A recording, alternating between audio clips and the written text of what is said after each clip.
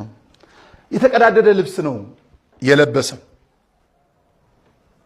ከበሮውን እየመታ ምስጋናውን እያቀረበ ነው በጣም በሚያስገርም መልኩ ካንገቱ መስቀል አለ ደረቱ ላይ ከበሮውን ይዞ በእጆቹ መዳፎች ለምስጋና እያነሳ ምእመናኑ እያጀቡት ነው ነጭ የለበሱት በእኛ አጠራር ኮተታም ብለን የምንለውን አለባበስ የለበሰው ልቡ ንጹህ የሆነውን ወንድም ንጹህ የሆነውን ወጣት ተመለከትኩ በጣም ነው በራሴ ያፈርኩት ሁላችንም እምናየው ልብስን ነው እግዚአብሔር ግን ልብን ነው ነጩን ለብሰን አምሮብን ምቾት አድርገን ምናልባትም ታቦቱን ለመሸኘት ደክሞናል ብለን ተኝተን ደክሞናል ብለን አረፈን ይሆናል በነገራኛ ወጣት ልመለስ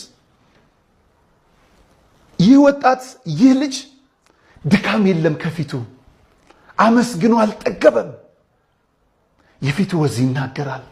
ከአምላኩ ጋር ነው ንግግሩ ስለለበሰው ችግር የለበት ስለለበሰው ነገር ምንም ደንታ የለው አያስጨንቀውም እሱ ለአምላኩ ስለሚያቀርበው ምስጋና ነበር ፊቱ ላይ ይናገራል እንዴት መታደል ነው በንጹህ ልብ የቆሸሸ ልብስ ለብሶ ጌታ ፊት መቅረብ ምክንያቱም አብዛኛውን ኃጢያቱን እኛ ወስደንለታል እንዲህ አይነት ሰው ራሱን አንጽቶ አይመጣም ወይ የተሻለ አይለብስም ወይ ለዩት አይመጥንም ብለን ስንገፋው የነበረው እግዚአብሔር ግን ልጄ ብሎ የሚያቅፈው እንዲህ ንጹህ ልብ ያላቸው እግዚአብሔር አምላክ ጸሎት ልመናችሁን ልክ ለእንደናንተ አይነቱ ላሉት ሲል እግዚአብሔር ይስማን እኛማ ነጩን የለበስን በዘፈን ነጩን የለበስን በሌላ ብዙ ነገሮች ውስጥ ተደብቀን እሱን ከማክበር ራሳችን መከበር ላይ ታቦቱን ከማሳየት ይልቅ እኛ የምንታይበትን ቪዲዮና ፎቶ ቀረጻ ላይ ነበርን